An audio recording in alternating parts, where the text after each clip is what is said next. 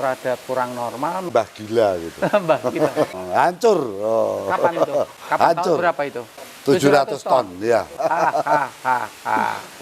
Melawan arus. Iya. Gitu siap, kan? Iya. Ya. Harus edan orang tua itu harus edan. Harus tentu saja mempunyai pandangan-pandangan yang berbeda. Iya. Ya.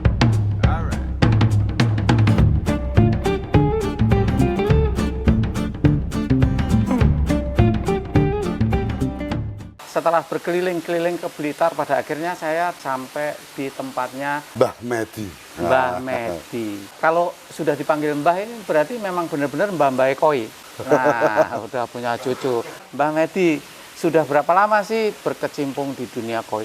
Waduh, kalau berkecimpung di dunia koi itu mulai 98 sampai sekarang, berarti 24 mau berangkat 25 tahun. Mulainya pertama kali Mulai ceritanya senang gimana? pelihara dulu, itu waktu itu beli dari guru saya yang namanya Mbah Mangil. Mbah Mangil. Sumber. Oke. Itu termasuk guru dan Mbah Murdoko pada waktu itu. Nanti kalau sempat saya coba tak sowan ke Mbah Mangil atau Mbah Mur. Iya. Ya, karena kalau Mbah Mangil itu memang dari dulu spesialis soa. Spesialis soa. Spesialis soa pertama di Sumber. Di Sumber. Ya, mungkin di Blitar. Ya. Oke. Sekarang kalau jenengan nih, Mbah Medi, spesialis apa? Kalau saya itu nggak spesialis. Satu yang saya ternakan tuh jenis soa. Soa.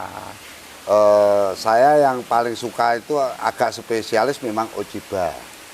Sigure. Sekarang berangkat ke Kogane. Kogane.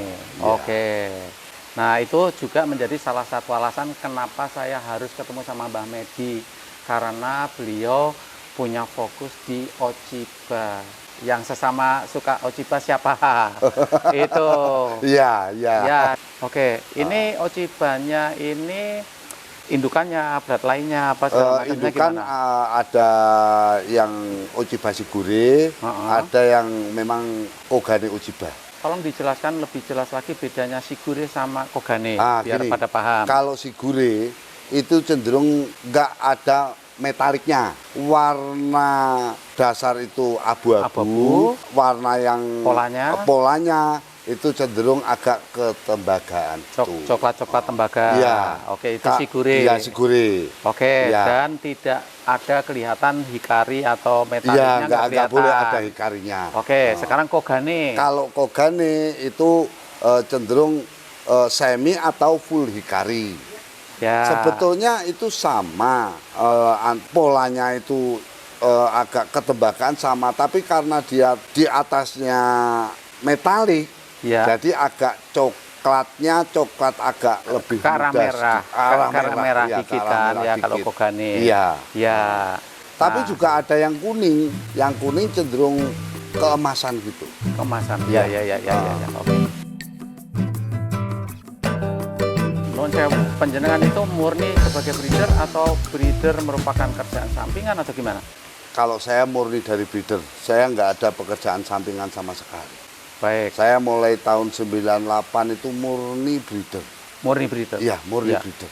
Oke. Saya pernah punya pekerjaan sampingan, misalkan pelihara ayam, pelihara kambing, pelihara lembu, ada tanam cabai, ada tanam tomat, semua gagal semua. Hancur semua. Hidup saya memang harus dari ikan. Dari mungkin ikan, gitu. Ya, dari koi. Iya, dari koi. Artinya napasnya gurame juga hancur, nila hancur, lele hancur. Saya harus hidup dari koi. Setelah sekian lama. Iya, napasnya napas koi lah. Iya. Dari dulu itu semua sudah saya pelajari. Karena basic saya itu orang pertanian, saya juga pernah tanam cabai, tanam apapun juga hancur. Iya, oke. Sebenarnya saya tidak perlu menanyakan seperti apa hidup sebagai breeder dari sisi ekonomi, dari rumahnya, dari pekarangannya. Anda sendiri sudah bisa lihat dari gambar-gambar yang ditayangkan. Iya. Gitu. Dan ini ya yang lumayan rada kurang normal menurut saya adalah di rumah ini ya, area yang dipergunakan untuk kolam jauh lebih luas daripada area yang dipakai buat rumah. Iya, betul. Gitu kan? Iya. Gede banget.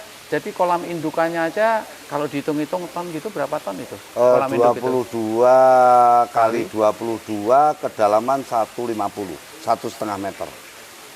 Itu untuk kolam tanah. 500 lebih? Iya, berarti 500 ton lebih. 500 ton kolam induknya? Iya. Belum kolam yang lain? Iya. Hah?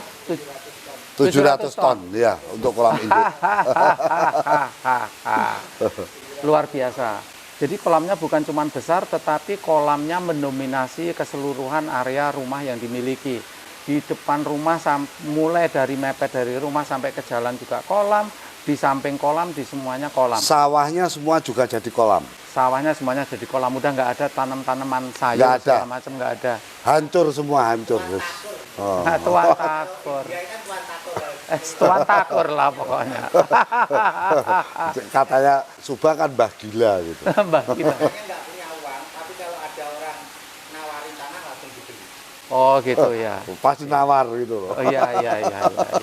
Itu ya. Kata Pak Mubin itu. Nah inilah hidupnya breeder koi ini seperti ini. Kalau breeder itu nggak bisa dihitung per bulan tuh nggak bisa. Betul. Penghasilan per tahun berapa? Iya. Kadang koi juga ada naik, ada juga ada turun. Iya. Oke.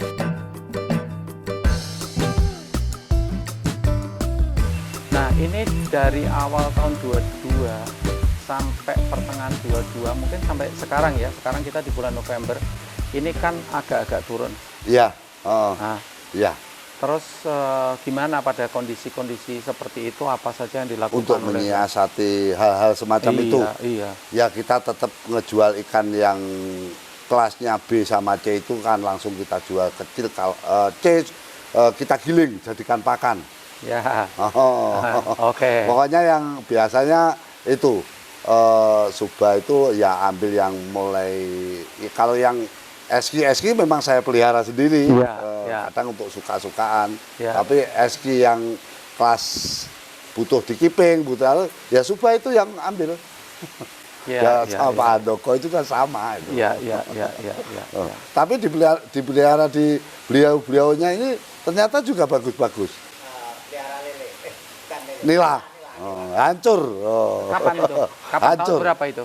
Tahun 2007. Oke. Makanya saya jelaskan tadi nila hancur, gurame hancur, lele hancur, lombok hancur, tomat hancur, melon hancur, padi, jagung nggak ada apa-apanya. Iya. Artinya sebenarnya semua komoditi pertanian, sayur, ikan itu pernah dicoba semuanya. Iya. Tetapi ternyata memang pada akhirnya kembali lagi ke napas sejatinya. Iya. Koi. Iya. Gitu. Ya, inilah breeder sejati seperti ini. Iya. Jadi ya akan terus berkoi terus. Iya, terus nanti mungkin sampai akhir hayat juga terus belajar tentang koi. Tentang koi. Ya. Orang hidup harus belajar dan belajar. Iya. Nggak ada yang namanya orang pintar. Oke.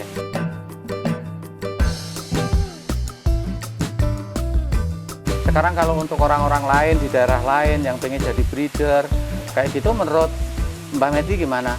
Di masa pandemi kemarin karena booming, petani-petani baru itu yang penting pelihara ikan. Dan ikannya peliharanya nggak cuma sedikit, gimana uang 10 juta itu dapat kalau bisa 10.000 ekor. Kalau saya gimana uang 10 juta cuma dapat ikan 10 sampai 20 ekor kalau saya. Iya.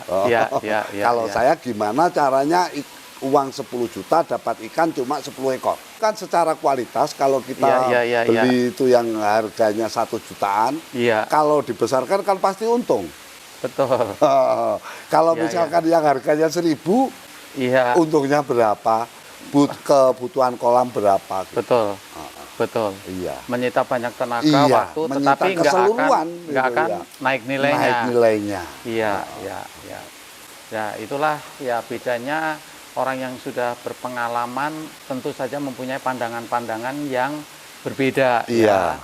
Kayak gitu. Terus Jadi intinya sebenarnya sama si pedoman untuk penggemar kan juga lebih baik punya ikan sedikit tetapi berkualitas daripada banyak nggak ada kualitasnya. Dari sisi breeder itu juga seharusnya berpikir yang sama juga. Iya. Buat apa ikan banyak tapi nggak ada nilainya kan Iya. gitu. Lebih baik sedikit tapi nilainya tinggi, keepingnya bagus itu nilainya akan naik gitu Iya. ya. Kalau yang murah ya mau diapa-apakan nggak bisa. Iya. Remuk iso. Bisnis koi itu kan bisnis gengsi. Betul. Kalau kita misalkan ikan abuannya, waduh jelek-jelek, itu kan pasti agak down gitu.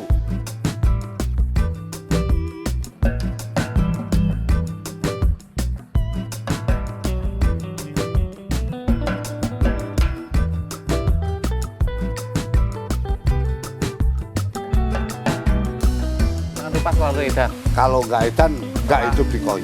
Nggak hidup di koi. Ya. Harus edan, orang koi Harus itu harus edan, edan. harus inovatif. Berani spekulasi secara keseluruhan. Nah, harus berspekulasi, mencoba hal yang baru, Iya. melawan arus, Iya. gitu siap, kan? Iya. Begitulah rumus hidupnya breeder koi edan satu ini. Ya. Dan saya todong, pokoknya harus menyediakan ojibanya yang paling baik buat keko.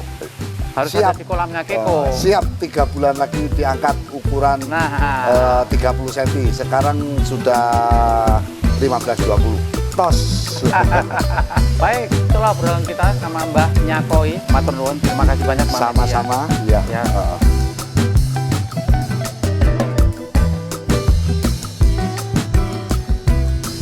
Paman dan Bibi, para pecinta dan peminat koi, saya Keko, terima kasih banyak.